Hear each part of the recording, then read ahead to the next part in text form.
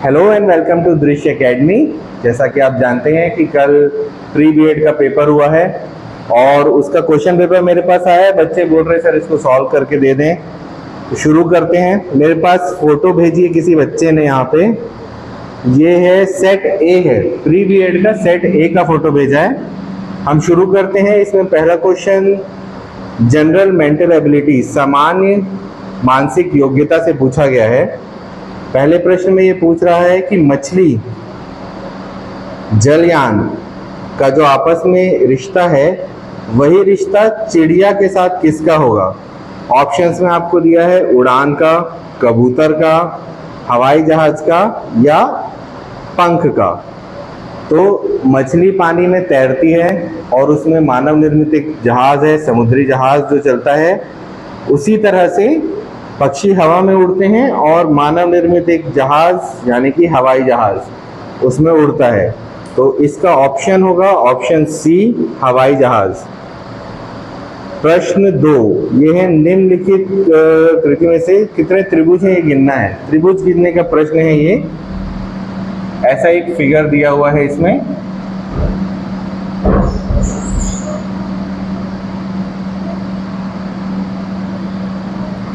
इसमें हमको बताना है कि कितने त्रिभुज है टोटल।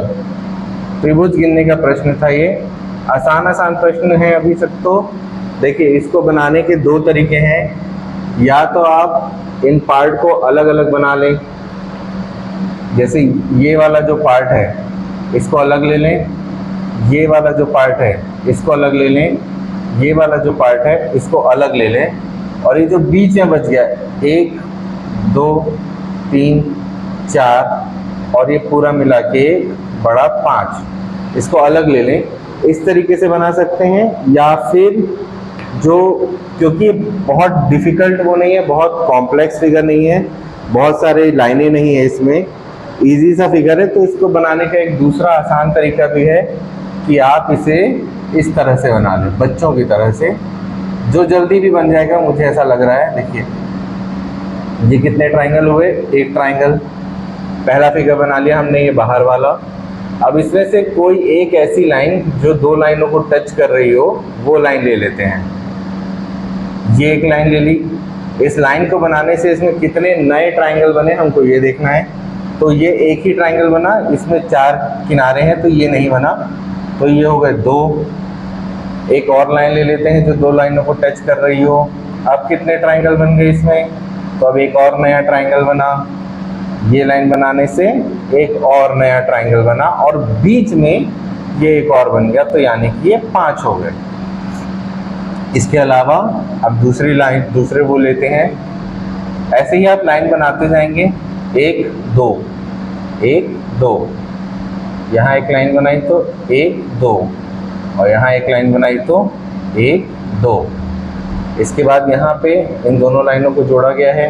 क्या नया ट्राइंगल बना? बिल्कुल बना। यहाँ एक नया ट्राइंगल बना? बिल्कुल बना। यहाँ एक नहीं 2 नए ट्राइंगल बने, 1 और ये 2, तो 1 और ये 2। इसके अलावा कोई नया ट्राइंगल बनेगा क्या? सारी लाइनें हमने बना ली और कोई नया ट्राइंगल नहीं बनेगा, तो इसका भी आंसर आएगा बहुत ही आसान, 5 5 10 5 15, यानी कि ए सेट में है ऑप्शन सी 15। तीसरा क्वेश्चन देखते हैं। इसमें तीसरा क्वेश्चन पूछ रहा है यदि सड़कें नदियां हों तो पैदल चलने वाले होंगे। अगर if roads were rivers walkers would be, अगर सड़कें नदियां होंगी तो पैदल चलने वाले क्या होंगे। ऑप्शन में आपसे पूछा है मछलियां, मगरमच्छ, तैराक या नावें, फिशेस, क्रोकोडाइल, स्विमर्स और बोट। तो अगर सड़क पे आप चल रहे हो और सड़क नदी बन गई तो आप मगरमच्छ नहीं बन जाओगे, आप ही रहोगे, बस आप चलने की जगह तैरने लगोगे। तो यहाँ पे आंसर आएगा स्विमर्स, यानी कि तैराक, ऑप्शन सी। बहुत आसान से प्रश्न है। ठीक है, चौथा प्रश्न में आपसे पूछ रहा है निम्नलिखित समीकरण को हल करें एवं उसका आंसर बताएं। करेक्ट आंसर बताना है आपको। इसमें बहुत ही सिंपल इक्वेशन है, केवल एक अननोन है उसी को आपको निकालना है। ये इक्वेशन मैं लिख रहा हूँ, 7x minus 21 minus 3x plus 13 is equal to 7x plus 6x minus 16। तो इसको आप दो तरीके से सॉल्व कर सकते हैं। सारे x को इधर कर लिए, सारे x को एक तरफ ले आए। तो एक तरफ ले आते हैं, ये 7x यहाँ का है, यहाँ वाला 7x इधर ले आते हैं, तो ये हो जाएगा माइनस 7x। ये 6x भी इधर, ये माइनस 3x ऑलरेडी है यहाँ पे, ये 6x भी इधर ले आते हैं, तो ये हो जाएगा माइनस 6x। यहाँ पे क्या दिया हुआ है उसके बाद, माइनस 16। इस माइनस 21 को इधर ले जाएंगे और इस 13 को इधर ले जाएंगे, सॉल्व कर लेंगे, आपका आंसर आ जाएगा। ये चौथा क्वेश्चन है, इन सबको सॉल्व करने पे आपका आंसर आएगा 1/2। इसकी वैल्यू आएगी 1/2, यानी कि आपका ऑप्शन है इसमें ऑप्शन सी। चौथे क्वेश्चन का आंसर ऑप्शन सी है। पांचवा क्वेश्चन देखते हैं। यदि किसी जगह की, एक शहर की जनसंख्या 60,000 से बढ़कर 65,000 हो जाती है तो वृद्धि का प्रतिशत क्या होगा? इसको बनाने का दो तरीका है। अगर आप देखेंगे तो इसको बनाने के लिए या तो आप पहले परसेंटेज निकालें या आप डायरेक्ट ऑप्शन देख के बना लें। आपको क्या दिया गया है इस प्रश्न में, प्रश्न 5 में, कि आबादी पहले कितनी थी? आबादी पहले थी 60,000। ठीक है, अगर आप मैथ बैकग्राउंड के नहीं हैं तो भी आप ये बता सकते हैं कि इसका 10% कितना होगा? इसका 10% होगा 6,000। ठीक है, 6,000 को हम 10 बार जोड़ेंगे तो 60,000 हो जाएगा। अब ये बोल रहा है कि आबादी बढ़कर कितनी हो गई? आबादी बढ़कर हो गई 65,000। ठीक है, यानी वृद्धि कितनी की हुई आबादी में? 5,000 की वृद्धि हुई। ठीक, अब इसमें अगर आप ऑप्शंस देखते हैं तो आपको ऑप्शन में दिया हुआ है ए 10%, बी 10/3%, सी 11/3% और डी 8/3%। आपको पता है कि 6,000 जो है वो 10% के बराबर है। ये 6,000 से कम है क्या? 6,000 इससे बड़ा है। ये 6,000 से कम है, मतलब आपकी जो वृद्धि हुई है वो जो हुई है वो 10% से कम की वृद्धि हुई है।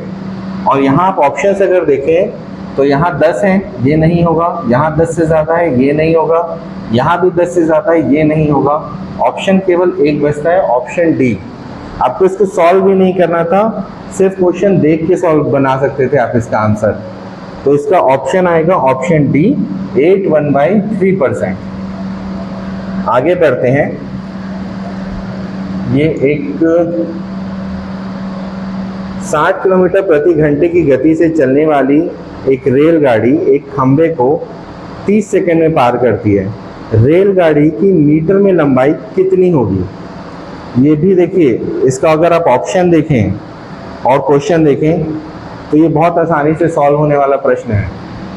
ये क्या कह रहा है आपसे? ये कह रहा है कि 60, इसका आंसर मैं बता देता हूँ, ऑप्शन डी आएगा, ऑप्शन डी 500 मीटर, 60 किलोमीटर प्रति घंटा। ठीक है, तो ये 1 मिनट में कितना चलेगी? यहाँ पे 1 मिनट में चलेगी 1 किलोमीटर प्रति मिनट। ठीक है, यानी 1000 मीटर प्रति 60 सेकंड। ये आपसे क्या पूछ रहा है? ये आपसे बोल रहा है कि ये ट्रेन 30 सेकंड में एक खंभे को पार करती है। 60 को अगर 30 करना है तो हम क्या करेंगे, 60 को हम 2 से डिवाइड कर देंगे तो आ जाएगा 30।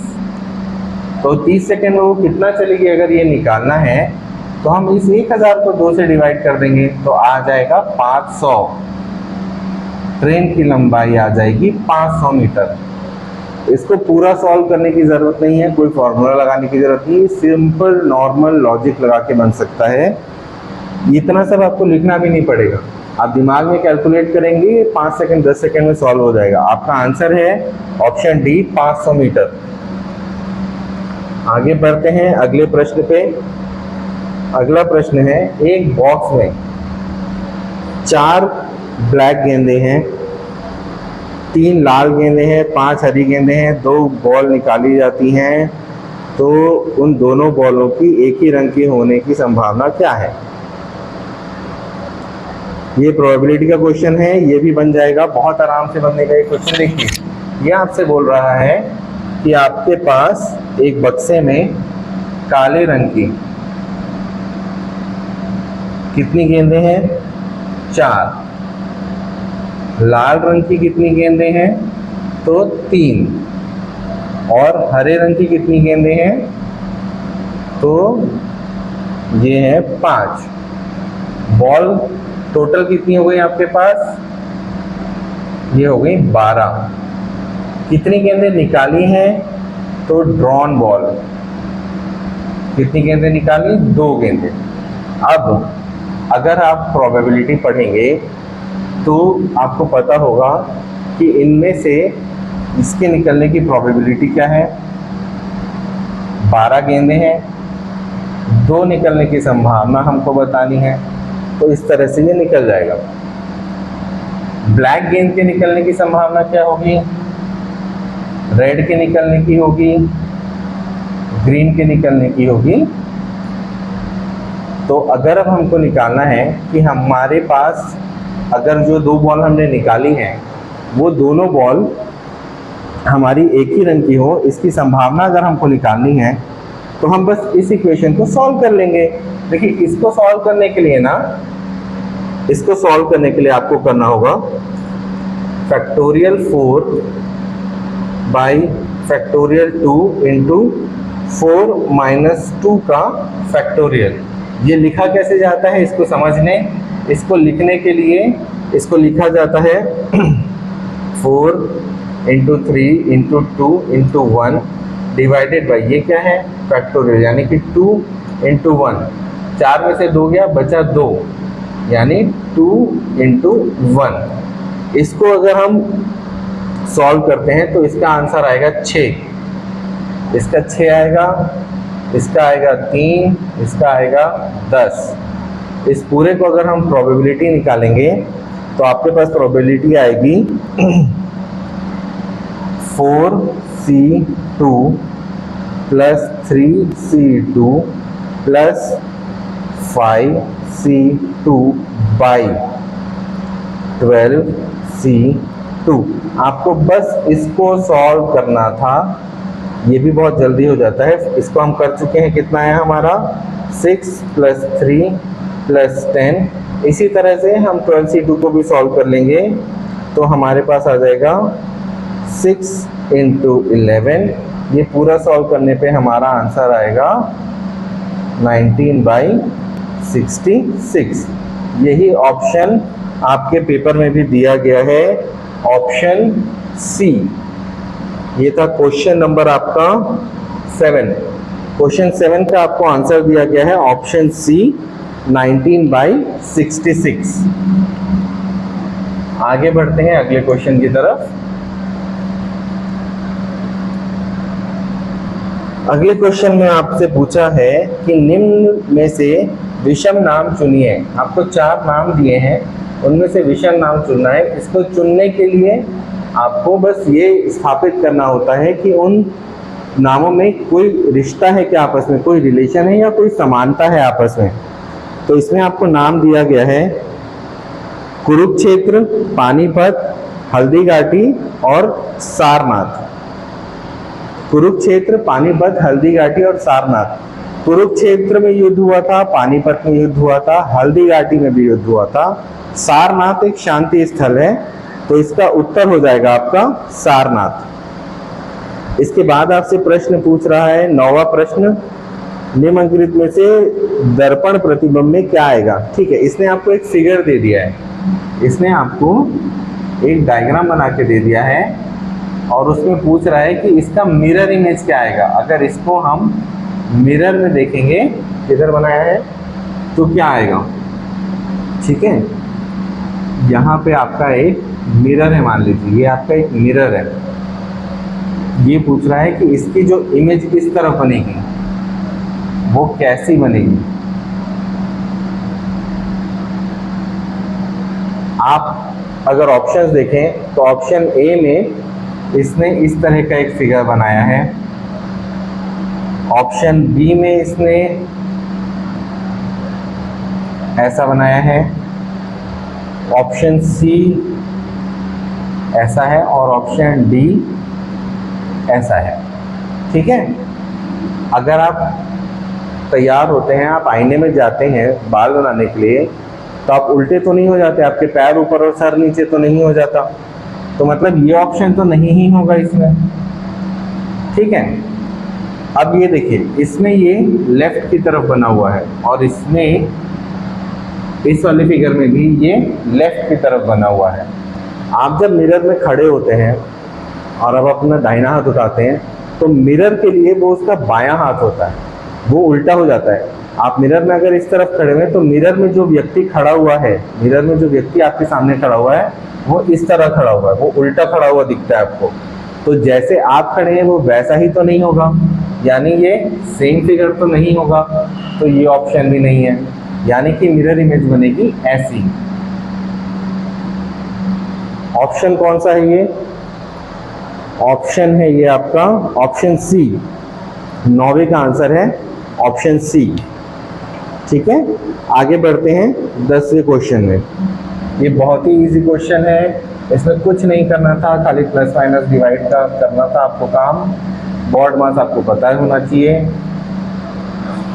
देखिए, इसमें आपको बोल रहा है यदि प्लस माइनस होता, माइनस का जो साइन है उसका मतलब मल्टीप्लिकेशन होता, मल्टीप्लिकेशन के साइन का मतलब डिवीजन होता है और डिवीजन के साइन का मतलब प्लस होता है।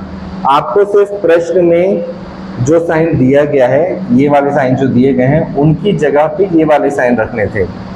तो आपको लिखना था 2 + 6 divided by 6 plus 2, 2 + 6 divided by 2 divided by 6 plus 2 करना था आपको। इसका आंसर आ जाता 4। 6 से डिवाइड होके हो जाता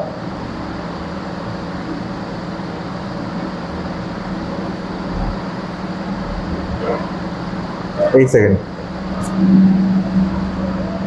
2 divided by 6 into 6 divided by 2 का आंसर क्या आएगा ये पूछ रहा है। डिवाइड की जगह हमको रखना है प्लस साइन, तो 2 + 6, 6 + 2, मल्टीप्लिकेशन की जगह रखना है हमको डिवीजन का साइन, तो इसको डिवाइड करने से क्या आ जाएगा 1, ये हो जाएगा 5 आ जाएगा। तो आपका आंसर हो जाएगा ऑप्शन बी, इसका आंसर आएगा ऑप्शन बी। आगे बढ़ते हैं, हम पहुंच जाते हैं क्वेश्चन नंबर 11 में। हम आ जाते हैं क्वेश्चन नंबर 11 में। ये बोले 10% के लाभ पे एक मशीन को 5060 रुपये में बेचा गया। यदि इसे 4370 रुपये में बेचा जाता तो लाभ या हानि का प्रतिशत क्या होता।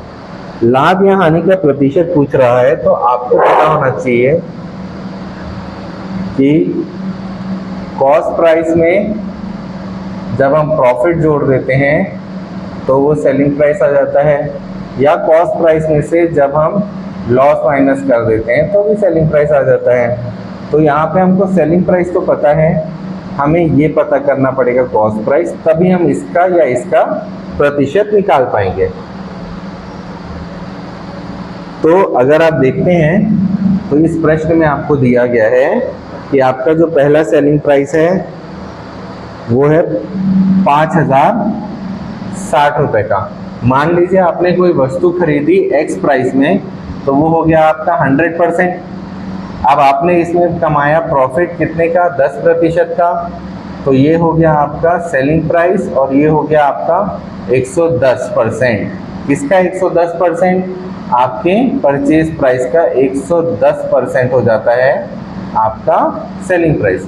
यानी ये जो वैल्यू दी गई है ये 100% नहीं दी गई है, ये दी गई है 110%। अगर आप इस क्वेश्चन को सॉल्व करते हैं तो आपको इसका आंसर मिल जाएगा, और इसका आंसर आपको सॉल्व करने पे आएगा कि ये है आपका 5% का लॉस, यानी कि इसमें आएगा आंसर बी।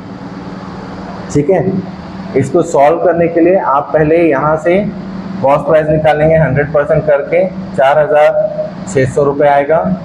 4600 रुपये आने के बाद आपको कॉस्ट प्राइस मिल गया। अब आपको अगला सेलिंग प्राइस पता है, अगला सेलिंग प्राइस दिया है इसमें, कहाँ गया, 4370 रुपये। इससे ये कितना कम है, तो ये करीब 230 रुपये कम है, यानी 460। इसका 10% कितना होगा, 460 होगा। 460 का आधा कितना होगा, 230 होगा, यानी कि ये 5% होगा। यही 230 रुपये यहाँ पे कम है।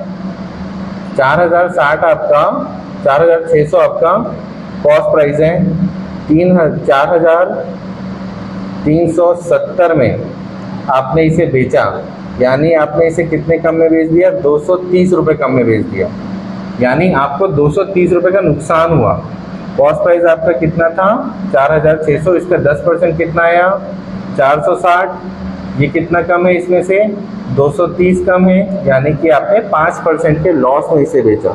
इसको भी आपको कैलकुलेट नहीं करना था, ये मुंह ज़बानी बन जाता। तो आपका आंसर आ रहा है ऑप्शन बी, 5% का नुकसान हुआ उसे 4370 रुपये में बेचने पे। ठीक है, अगले क्वेश्चन पे आते हैं, 13वें क्वेश्चन पे। स्टार्टिंग रवि एक अपने स्थान से 3 किलोमीटर चलने के बाद दाईं ओर मुड़कर 4 किलोमीटर और चला और पुनः बाईं ओर मुड़कर 4 किलोमीटर और चला। अंत में वह दक्षिण दिशा की ओर जाकर रुका। तो रवि का जब वो चलना शुरू किया था तो वो किस दिशा से चलना शुरू किया था? ठीक है, आप एक पॉइंट ले लें, इसको स्टार्टिंग पॉइंट बोल दें। यहाँ से रवि ने चलना शुरू किया। आप इधर भी जा सकते हैं, इधर भी जा सकते हैं, ऊपर नीचे कहीं भी जा सकते हैं, वो आपकी मर्जी है।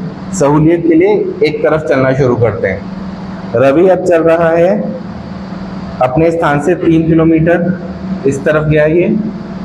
उसके बाद ये दाहिने मुड़ा।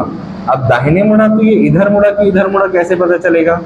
इसका फेस देखना पड़ेगा। इसका फेस है इस तरफ, अगर इसका फेस इस तरफ है तो ये इसका दाहिना हाथ हुआ, यानी ये इस तरफ मुड़ा। तो यहाँ पे बोर्ड में ये इस तरफ मुड़ेगा।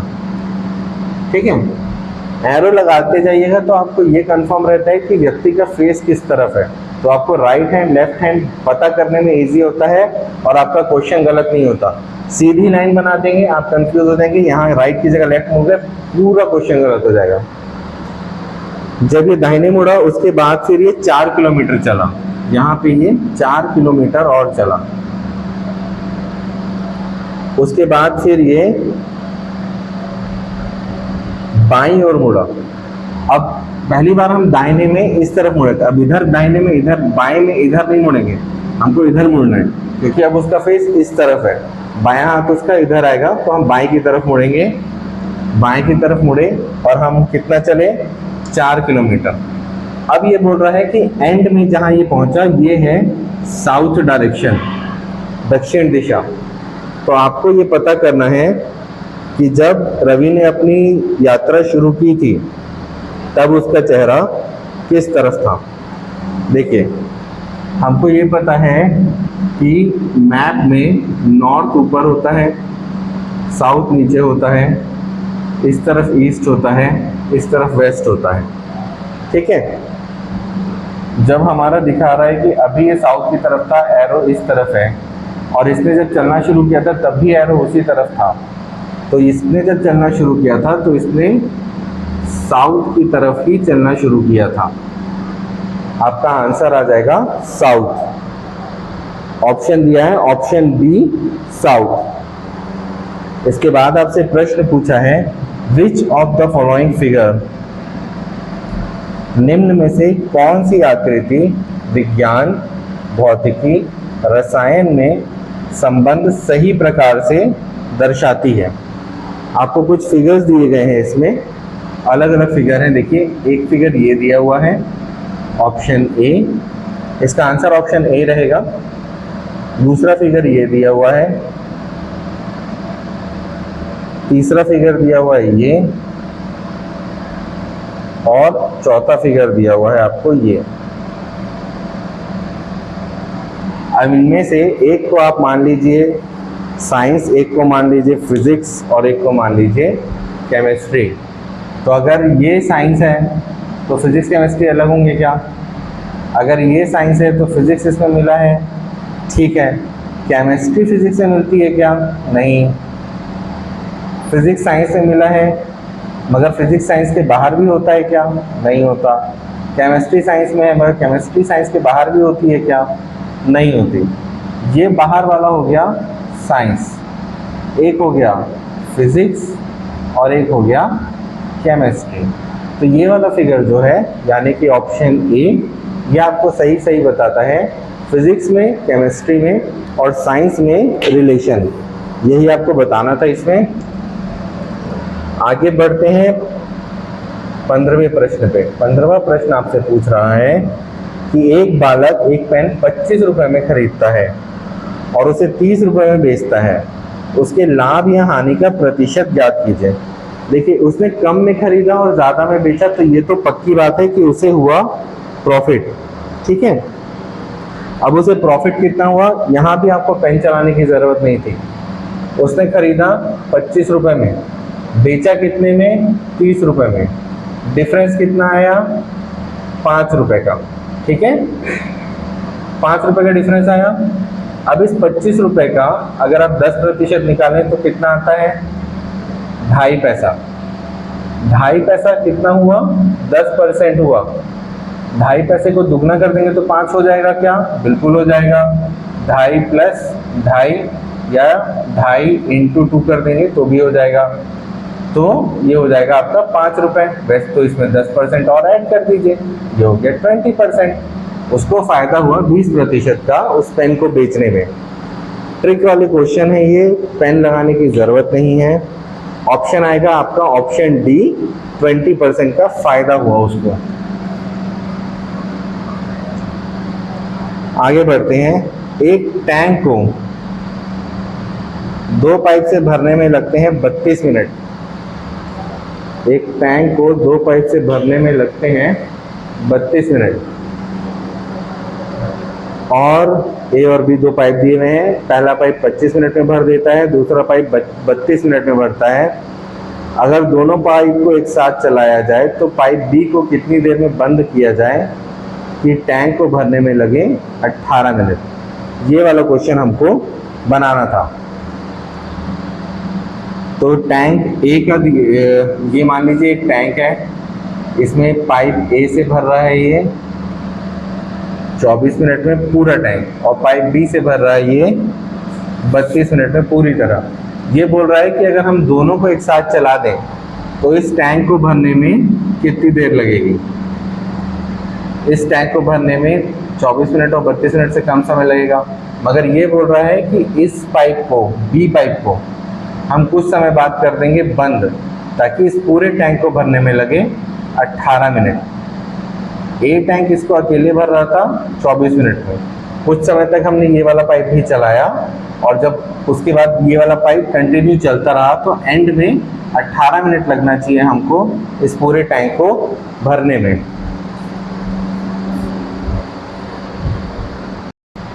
तो ये क्वेश्चन है। इस क्वेश्चन का सॉल्यूशन करने के लिए सबसे पहले तो ये जो दो वैल्यू दी गई है ना आपको, आप ले लीजिएगा इसका एलसीएम। एलसीएम ऑफ 24 एंड 32, ये आ जाएगा आपका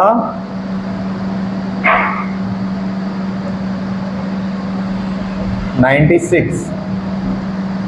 ठीक है, आपसे पूछा क्या गया है प्रश्न में, एक सेकेंड, आपसे पूछा गया है कि कितनी देर में भरेगा। ठीक है, तो अगर हम ए के लिए वैल्यू निकालें, अगर हम ए की वैल्यू निकालें तो ए का होगा ये 96/24, और अगर हम यही वैल्यू बी के लिए निकालें तो ये होगा 96/32, 3 और ये 4 यूनिट पर मिनट, ये भी 4 यूनिट पर मिनट। मतलब कि अगर इसमें ऐसे यूनिट्स हैं तो इसमें 96 यूनिट है अगर, तो ए को इसको 96 यूनिट को भरने में 24 मिनट लगते हैं, यानी वो 1 मिनट में 4 यूनिट भरेगा। ठीक है, वैसे ही बी 3 यूनिट भरेगा। अब आपसे प्रश्न में ये कह रहा है, आपसे ये प्रश्न में कह रहा है कि आपको ये पता करना है कि बी को कितनी देर चलाने के बाद बंद किया जाए कि पूरा टैंक जो है वो 18 मिनट में भरे। तो अगर आप देखें, इसके कहने का मतलब ये हो रहा है कि ए जो है वो पूरे 18 मिनट चलेगा और बी जो है वो मान लेते हैं कि x मिनट तक चलेगा। तो हमको ये पता करना है कि ये कितनी देर चलने के बाद बंद किया जाएगा, मतलब हमको इसकी वैल्यू निकालनी है। तो यहाँ से अगर हम इक्वेशन बनाएंगे तो ये बनेगी 4 × 4, ये वाला है ना 18 मिनट्स। 18 मिनट्स क्यों? क्योंकि हमको प्रश्न में दिया हुआ है कि 18 मिनट तक ए पूरा चलेगा, क्योंकि 18 मिनट में ही हमको टैंक भरना है। प्लस अगर आगे देखेंगे तो बी का वैल्यू आएगा यहाँ से 3, और बी कितनी देर चला रहे हैं हम, x मिनट के लिए चला रहे हैं, तो b × x। ये सब चलाने से हमारा कितना भरना चाहिए, ये भरना चाहिए 96, ये जो हमने एलसीएम निकाला था। इसको अगर आप सॉल्व कर लेते हैं, इसको सॉल्व करने से आपका आंसर आ जाएगा 8x = 20, नहीं 3x आएगा, 24x आ जाएगा आपका 8। तो आपका आंसर इसमें आएगा, ऑप्शन में कहाँ दिया है 8, ऑप्शन बी दिया हुआ है, ऑप्शन बी दिया हुआ है 8 मिनट्स। तो 16वें का आंसर आएगा कि 8 मिनट तक हम बी को चलाने के बाद बंद कर देंगे और ए को कंटिन्यू चलाएंगे, तो 18 मिनट में हमारा ये जो टैंक है ये पूरा भर जाएगा। 19वें क्वेश्चन की तरफ चलते हैं, सॉरी 17वें क्वेश्चन की तरफ चलते हैं। ये आपसे पूछ रहा है, इन द फॉलोइंग पेयर्स, कौन कौन से पेयर इसमें एक जैसे हैं और कौन सा अलग है। आपको 3-4 चीजें दी गई हैं और उसमें आपको रिलेशन स्थापित करके बताना है कि किसमें एक जैसा रिश्ता है और किसमें अलग है। आपसे पूछा है लेग, हैंड, आई, नोज, बॉडी, हेड और रिस्ट फिंगर, यानी पैर और हाथ, आंख, नाक, शरीर और सिर, कलाई और उंगलियां। तो इसमें आपको रिश्ता निकालने के लिए सिर्फ ये करना है कि आपको देखना है क्या क्या चीजें एक जैसी हैं। अगर आप देखें तो पैर और हाथ जो हैं उनके बीच में आता है आपका शरीर, पैर और हाथ के बीच में शरीर है। सर और शरीर दिया हुआ है, उसके बीच में आपका गर्दन आता है। कलाई और उंगलियां, इसके बीच में आपकी हथेली आती है। सिर्फ आंख और नाक एक ऑप्शन, ऐसा ऑप्शन है जिनके बीच में और कुछ नहीं आता, आंख के बाद नाक ही मानी जाएगी। तो इसमें ऑप्शन आएगा आपका ऑप्शन बी, आंख नाक। ठीक है, इसके बाद कोडिंग का एक प्रश्न दिया हुआ है, क्वेश्चन नंबर 18। यदि मोबिलिटी को मोबिलिटी का कोड है आपका 46293927, तो एग्जामिनेशन का कोड क्या होगा? ये एक अच्छा प्रश्न है। इस प्रश्न को बनाना भी बहुत ही आसान है। एक तो आपके पास जब ये ABCD वाले प्रश्न आते हैं ना, तो सबसे पहले आप ABCD को ही लिखा कीजिए। जैसे आप अगर ABCD लिखेंगे तो ये होगा A B C D E F G H I J K L M। इसको नंबर कर दीजिए आप। अगर इसकी नंबरिंग करते हैं हम तो 1 2 3 4 5 6 7 8 9 10 11 12 और ये 13। इसके बाद फिर M के बाद आता है N O P Q R S T U V W X Y और Z। ये हो जाएगा आपका 14 15 16 17 18 19 20 21 22 23 24 25 और ये 26। अभी आपसे बोल रहा है कि इसने एक वर्ड लिया है मोबिलिटी, MOBILITY, MOBILITY।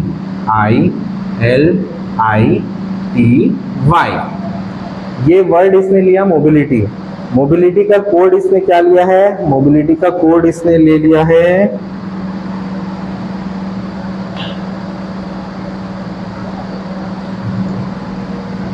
4 6 2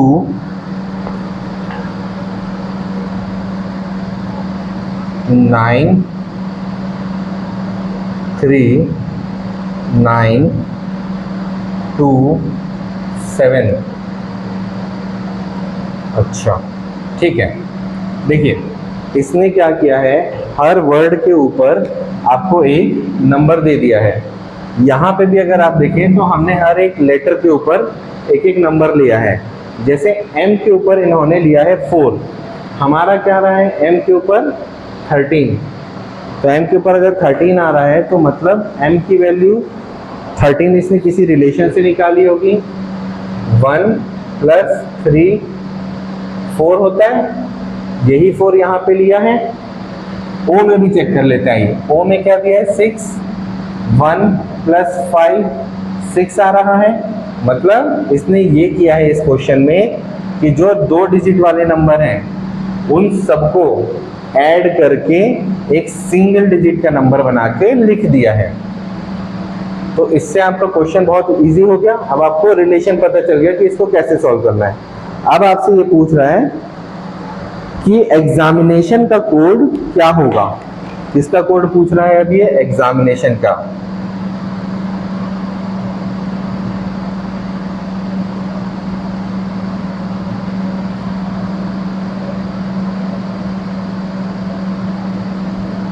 अब देखिए ये क्वेश्चन जो है ना, ये आपका टाइम वेस्ट कराने का क्वेश्चन है। आप एक एक वर्ड का लिखें, एक एक लेटर का निकालेंगे, लिखेंगे। कौन लिखेगा ऐसा? जो उस समय पूरी तरह मेंटली एग्जाम हॉल में प्रेजेंट नहीं है। स्टॉप। अगर आप इसका क्वेश्चन पेपर का हेडिंग देखेंगे तो वो मेंटल एबिलिटी है, जनरल मेंटल एबिलिटी। वो आपके दिमाग की शक्ति ही जांचना चाह रहा है। आपने देखा ये इतना बड़ा वर्ड है, इसमें इतने सारे लेटर्स हैं, आप सबका मत लिखिए, आप कोड देखिए, आंसर देखिए। आंसर में पहला ही ऑप्शन है 4 5, दूसरा है 4 6, तीसरा है 5 6, तीसरा है 5 7 और चौथा है 6 7। ठीक है, आपका पहला लेटर क्या है? यहाँ पे पहला लेटर है ई। ठीक है, तो इसमें जितने भी ऑप्शन में 5 की जगह कुछ और दिया है उस ऑप्शन को हटा दीजिए। मतलब ऑप्शन 1 और ऑप्शन ए और ऑप्शन डी 4 5 0 3 8 4 0 समथिंग समथिंग वो हट जाएगा, 6 7 2 5 0 समथिंग समथिंग वो हट जाएगा। ये 2 ऑप्शन हट गए। अब बाकी के जो 2 ऑप्शन है उसमें आपके दिया है 5 6 1 और 5 7 1। 5 हमको पता चल गया ई का है। x की वैल्यू हम यहाँ से निकाल लेंगे। x की वैल्यू क्या आएगी 2 + 4 यानी कि 6। इन दोनों में से किसी ऑप्शन में 6 दिया है, यहाँ दिया हुआ है, ये ऑप्शन नहीं होगा। यहीं से सीधा आप आगे बढ़ जाइएगा तो आपका आंसर आ जाएगा ऑप्शन बी 5 6 1 4 9 5 2 9 6 5। बहुत इजी क्वेश्चन था, आराम से बन गया। पता होना चाहिए क्या करना है तो क्वेश्चन आराम से बनने लगते हैं। आगे बढ़ते हैं, बैक हो गया ये नेक्स्ट क्वेश्चन की तरफ। ये कौन सा क्वेश्चन था? 19 क्वेश्चन में 19 क्वेश्चन में पूछा है ए की आयु बी की आयु से 2 गुनी है। 8 वर्ष पूर्व बी की आयु से 3 गुना आयु वाला था। ए की आयु बी की आयु से दुगनी है। 8 वर्ष पूर्व ए बी से 3 गुना अधिक आयु वाला था। बी और ए की वर्तमान आयु क्या होगी? ये एज वाला क्वेश्चन है, प्रेजेंट एज पूछ रहा है। इसमें नॉर्मल इक्वेशन बना के क्वेश्चन बन जाएगा। इस क्वेश्चन को भी मैं सॉल्व नहीं कर रहा हूँ, आपको एक नॉर्मल इक्वेशन बनानी है। ए की आयु को आप मान लीजिए x, तो ए की जो आयु है, बी की आयु को मान लीजिए आप x, तो ए जो है वो बी से 2 गुना बड़ा था। ऐसे ही आप इक्वेशन बना लेंगे तो 8 साल पहले की इक्वेशन ये आ जाएगी, ये 3 साल बड़ा था।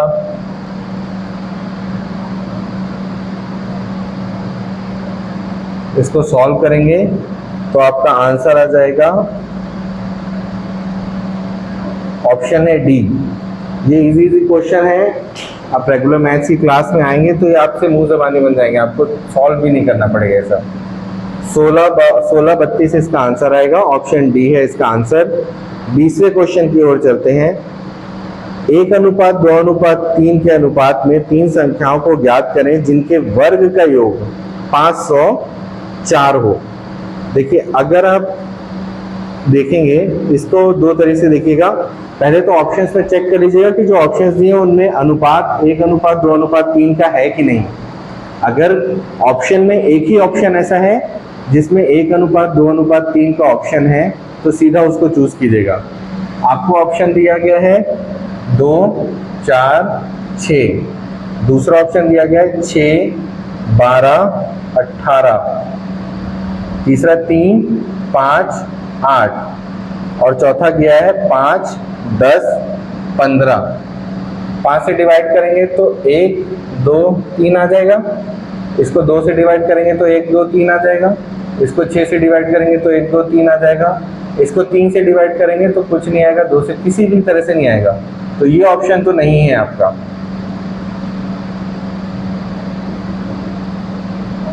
ठीक है, ऑप्शन सी नहीं है।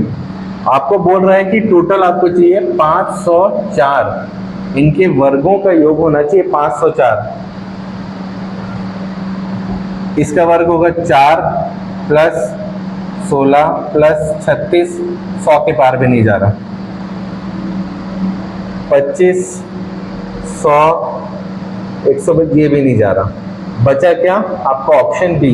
कितनी देर लगी सॉल्व करने में? कितना टाइम लगा? 10 सेकेंड। 10 सेकेंड से भी कम वक्त में आप किसी भी प्रश्न को सॉल्व कर सकते हैं। आपको सिर्फ तरीका पता होना चाहिए। तो इसका आंसर आ जाएगा ऑप्शन बी 6 12 और 18।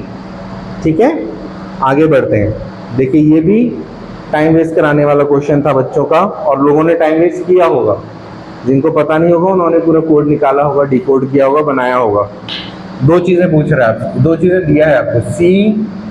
CAT, कैट को क्या लिखता है किसी भाषा में? इसको लिखता है ECV। और आपसे पूछ क्या रहा है कि RAT को क्या लिखा जाएगा उसी भाषा में।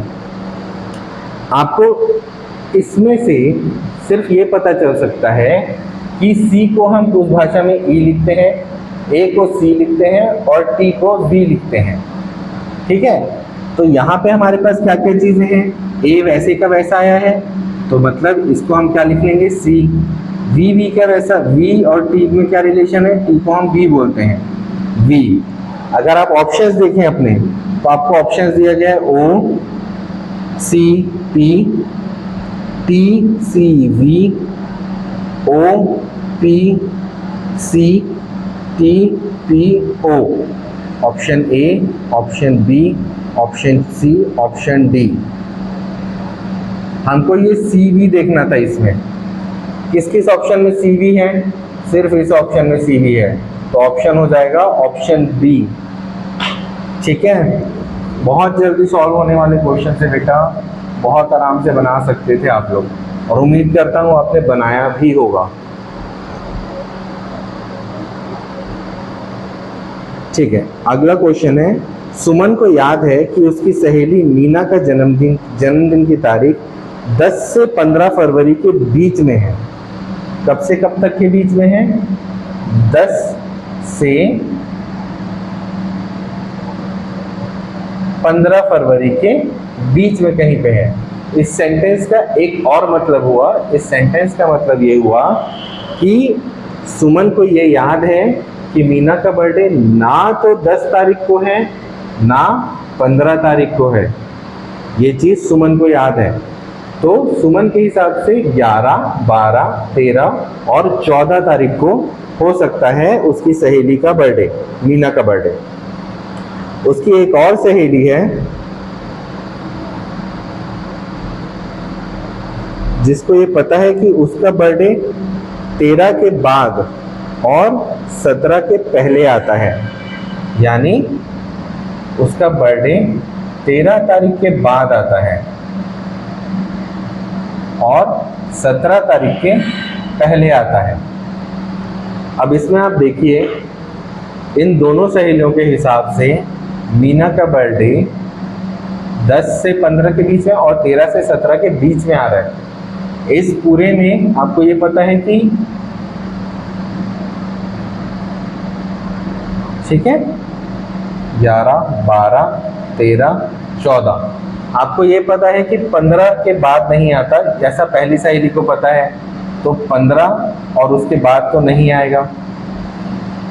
इस सहेली को ये पता है कि 13 के बाद ही आता है, यानी यहाँ से 13 के पहले वाली डेट्स भी कट जाएंगी। बची कौन सी डेट आपके पास, देखिए एक ही डेट बची यहाँ पे, 14 तारीख। तो यानी कि उसकी सहेली का बर्थडे, अगर दोनों सहेलियां सही हैं उनको मिला लें, तो उसका जन्मदिन आता है 14 फरवरी को, यानी कि ऑप्शन डी, ऑप्शन डी इसका सही आंसर होगा। 23वां क्वेश्चन में आपसे पूछ रहा है कि E L P A P शब्द को व्यवस्थित करने पर एक फल का नाम बनता है, उसका अंतिम अक्षर क्या होगा?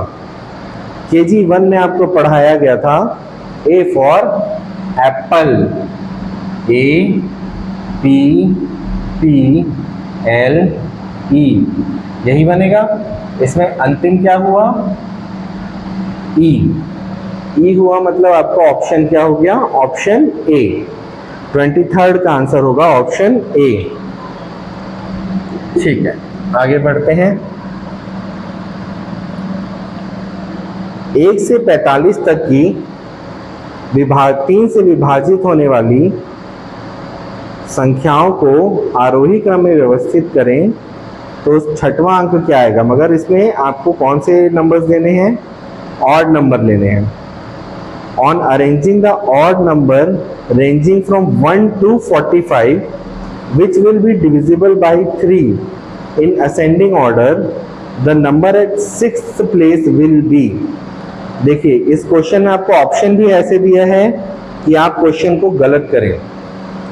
ऑड नंबर क्या होते हैं? जो 2 से डिवाइड नहीं होंगे, यानी एक सीरीज बना लेते हैं, 1, 3, 5, 7, 9, 11, 13, 15, 17, 19, 21,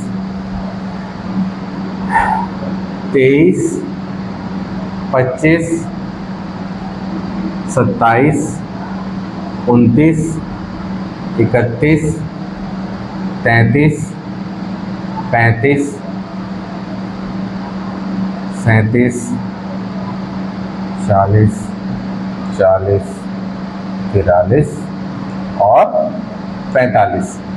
ये हुई आपकी सीरीज। अब अगर आप छठवां काउंट करेंगे तो 1 2 3 4 5 6, ठीक है। ये होगा? नहीं होगा, क्योंकि आपको लिखनी है वो जो होती हैं 3 से डिवाइड, यानी 3 1 जा 3, ये नहीं आएगा। 3 2 जा 6, 6 है यहाँ पे, नहीं है। 3 3 जा 9, 3 4 जा 12, नहीं है। 3 5 जा 15, 3 6 जा 18, 3 7 जा 21, 3 8 जा 24, 3 9 जा 27 और 3 10 जा 30, 3 11 जा 33। 1 2 3 4 5 6, 33 वो छठवीं संख्या होगी जो कि 3 से डिविजिबल होगी। अब अगर आप इसमें सिर्फ 3 से डिविजिबल वाली टेबल ले लेते तो आप फंस जाते। 3 2 जा 6, 3 3 जा 9, 3 4 जा 12, 3 5 जा 15, 3 6 जा 18, 18 आ जाता। और आपको पता है कि 1 भी एक संख्या थी, तो 1 2 3 4 5 6, 15 दिया है आपके ऑप्शन में। ये जिसने लगाया होगा वो फंस गया होगा। तो आपका ऑप्शन 27 नहीं आएगा, आपका ऑप्शन आएगा 33। 24 का आंसर है सी, यानी कि 33। अगला क्वेश्चन देखते हैं 25। कंप्लीट द सीरीज, श्रेणी पूर्ण करें। इसमें श्रेणी का प्रश्न दिया है आपको, ये दिया है 212, 79, 146, 113। अब देखिए श्रेणी का प्रश्न है तो इसमें भी आपको वही काम करना है, आपको बनाना है इसमें रिलेशन। इन दोनों में क्या रिलेशन लग रहा है आपको? ये बड़ा है, ये छोटा है। फिर ये दोनों में भी वही रिलेशन है, ये बड़ा है, ये छोटा है, ये बड़ा है, ये छोटा है। और हमको ज्ञात करना है कि इसके बाद कौन सा नंबर आएगा। इन दोनों का रिलेशन अगर देखें तो ये किसी एक नंबर से डिविजिबल है, नहीं है, तो हम इसका डिफरेंस लेके देख लेते हैं। इन दोनों का डिफरेंस अगर हम लेते हैं माइनस करने पे तो हमें 33 का डिफरेंस मिलता है। इन दोनों का डिफरेंस देखें, इसका और इसका, तो हमें कितने का मिल रहा है? 33 का।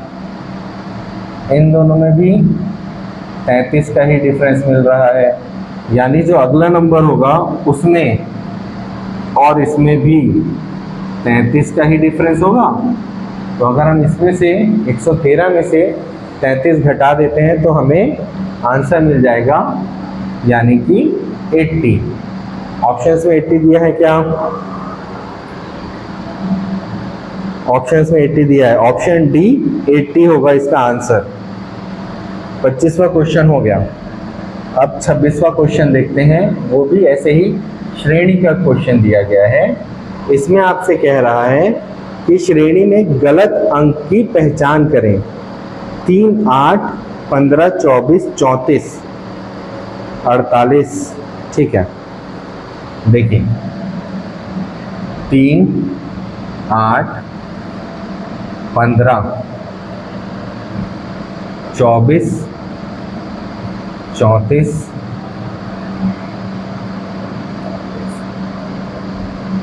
63।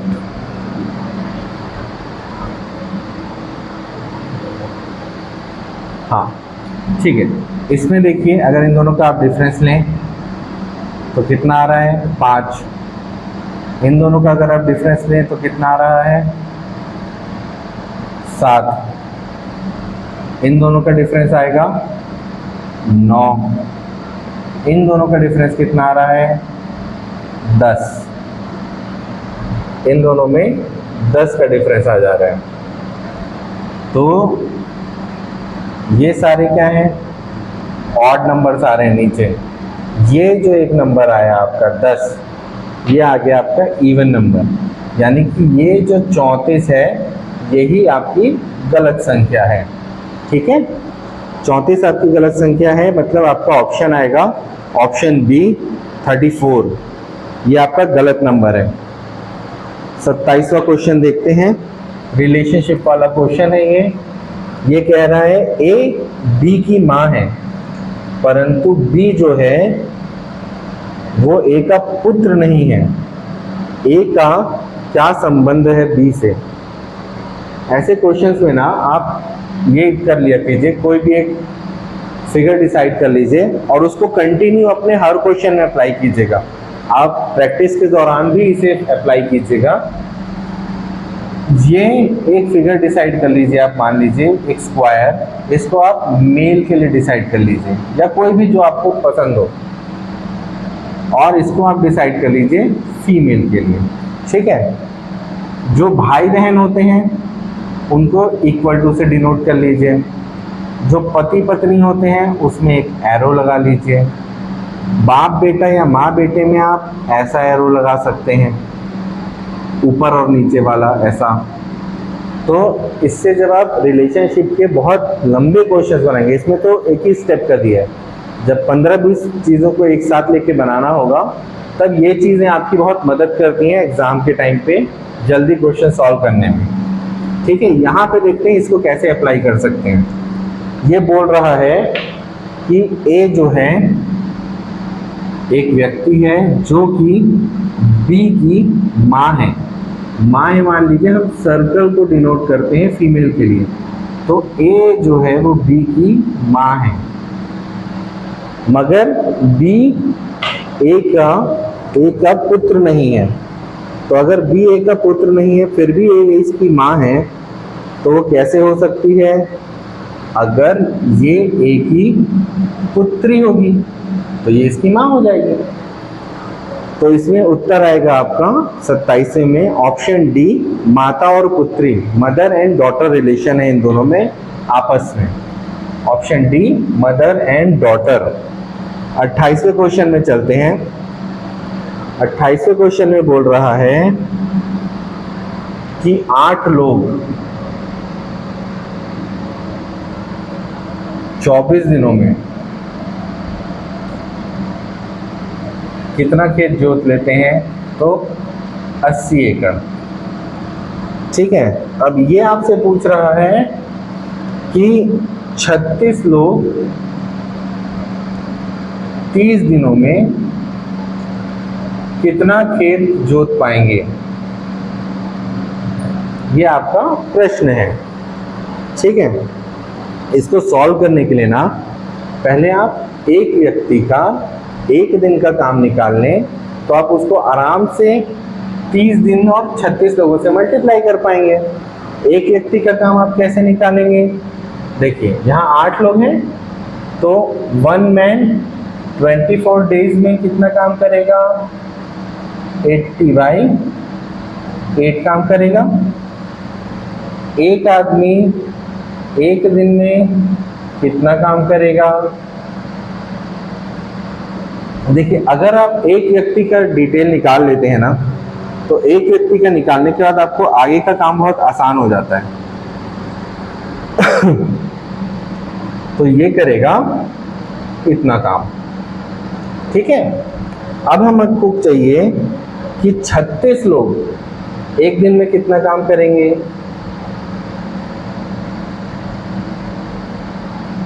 तो 36 लोग एक दिन में इतना काम करेंगे।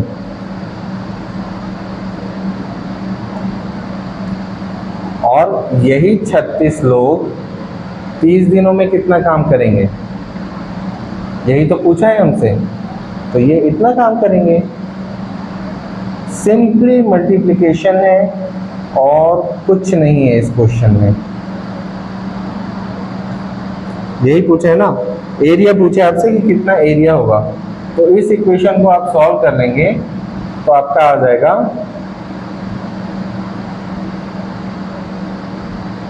450 एकड़। ऑप्शन दिया है ऑप्शन ए 450 एकड़। ठीक है, यहां तक इसको देख लिए हम। अब देखते हैं 29वां क्वेश्चन। 29वां क्वेश्चन कैलेंडर का क्वेश्चन है, जिसमें आपसे पूछ रहा है कि 2006 में अगर हमने रिपब्लिक डे बृहस्पतिवार यानी थर्सडे को मनाया था, तो 2007 में किस दिन मनाया गया होगा। 2007 में किस दिन मनाया गया होगा। देखिए, कैलेंडर के क्वेश्चंस बहुत इजी होते हैं सॉल्व करना, आपको बस पता होना चाहिए। एक साल में होते हैं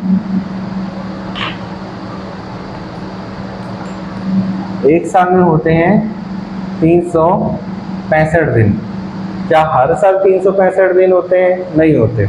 लीप ईयर में होते हैं एक दिन ज्यादा, 366 डेज हो जाते हैं लीप ईयर में, और ये हुआ नॉर्मल ईयर में। तो कोई भी क्वेश्चन सॉल्व करने के पहले आप देखिए कि वो लीप ईयर है या नॉर्मल ईयर है। यहाँ पे हमको क्या दिया गया है? 2006 दिया गया है। 2006 लीप ईयर था क्या? लीप ईयर कैसे पता करते हैं? अगर इसको हम 4 से डिवाइड कर दें और ये कंप्लीटली डिवाइड हो जाए तो वो लीप ईयर होता है, और अगर कुछ शेष बच जाए तो वो लीप ईयर नहीं होता। ये लीप ईयर था क्या 2006? नहीं, ये लीप ईयर नहीं था। तो यानी कि हमको लेना है नॉर्मल ईयर।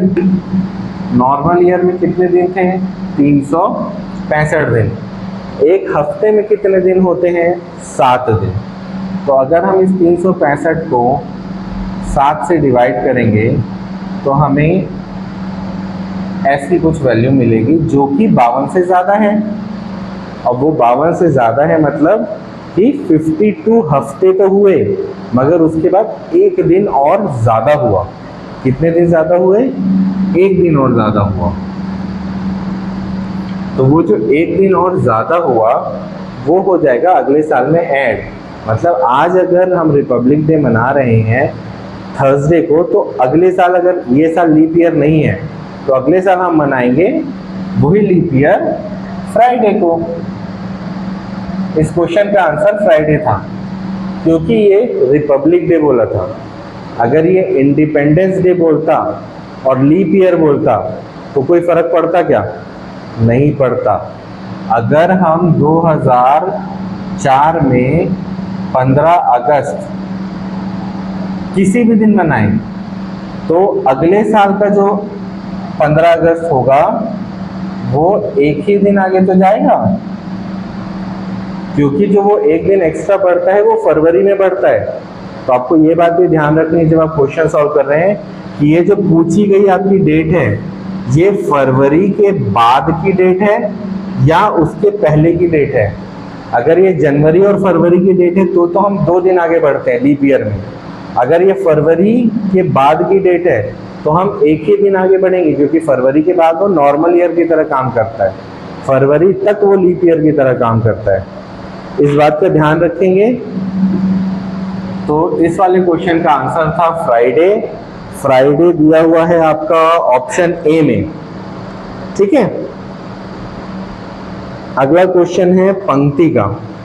पंक्ति में बोला जा रहा है कि सुनील का प्रारंभ से वही स्थान है जो स्थान अंत से है। तो सुनील इस पंक्ति में किस स्थान पे है? अगर इस पंक्ति में 51 लोग हैं, कितने लोग बता दिए आपको? देखिए, ये आपसे कह रहा है कि ये सुनील भाई साहब हैं।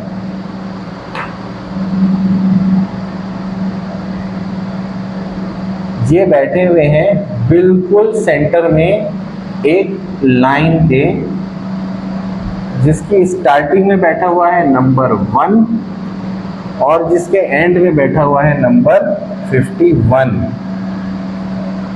1 और 51 में अगर आपसे मैं पूछूं कि 1 से 50 के बीच में सेंटर क्या आएगा तो 25 आएगा।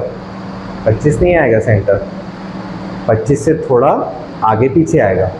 मगर 51 अगर आ गया तो 26 ही आएगा उसका सेंटर। देखिए 1, 2 और 3 का सेंटर क्या आएगा? 2 आएगा। 1, 2, 3 और 4 का सेंटर कहाँ आएगा? 2 पे नहीं आएगा, ये 2 से थोड़ा आगे आएगा। ठीक है, 1, 2, 3, 4, 5 का सेंटर कहाँ आएगा? 3 पे आएगा, बिल्कुल बराबर पे। वैसे ही जब ये 51 पे बोल रहा है तो यानी सुनील के बाद भी बराबर लोग बैठे हैं और सुनील के पहले भी बराबर लोग बैठे हैं। टोटल कितने लोग हैं? 51 लोग। उसमें से एक व्यक्ति कौन हो गया? सुनील। बचे कितने? 50। ये 50 लोग आधे इधर बैठे होंगे और आधे इधर, यानी 50 को 2 भाग में डिवाइड करेंगे तो 25 इधर बैठे होंगे और 25 लोग इधर बैठे होंगे। ठीक है, समझ में आई बात? देखिए लाइन में टोटल 51 लोग हैं, उनमें से एक व्यक्ति सुनील है जो कि बिल्कुल बीचों बीच बैठा है। तो अगर इस सुनील को हम 51 में से हटा देते हैं तो हमारे पास कितने व्यक्ति बचे? 50 व्यक्ति। अब उन 50 व्यक्तियों को हमको सुनील के दोनों तरफ बैठाना है, बराबर बराबर। तो 50 का आधा कितना हुआ? 25, और इस 50 का आधा कितना हुआ? 25। 25 लोग इधर बैठे हैं, 25 लोग इधर बैठे हैं। 25 के बाद क्या आता है? 26। तो सुनील का स्थान 26वां होगा लाइन में, तभी उसके पहले भी 25 लोग होंगे, उसके बाद भी 25 लोग होंगे, टोटल 51 लोग हो गए। ठीक है, इसका आंसर आ गया आपका ऑप्शन डी, वो 26वें स्थान पे बैठा है। ठीक है, ये हो गए आपके पूरे 30 प्रश्न किसके? जनरल मेंटल एबिलिटी के। इसके बाद हमारे पास पार्ट 2 बचता है, पार्ट 3, पार्ट 4 बचता। मैथ्स हिंदी में आपसे उम्मीद करता हूँ हिंदी और इंग्लिश ये आपने बना लिया होगा। जो आपका एजुकेशनल वाला पार्ट था वो तो पढ़ाने लायक नहीं है, वो वैसे ही बन जाता है। आप बोलेंगे तो हिंदी, इंग्लिश और क्वांटिटी के पार्ट्स में आपको बता देता हूँ, सेकेंड पार्ट के वीडियो में बना देते हैं उसको, लंबा हो जाएगा वीडियो बहुत। होपफुली ये आपकी मदद करेगा। आंसर की एक बार चेक कर लें और जब व्यापम का आंसर आएगा तो उससे मिला के देख लें। All the best, thank you.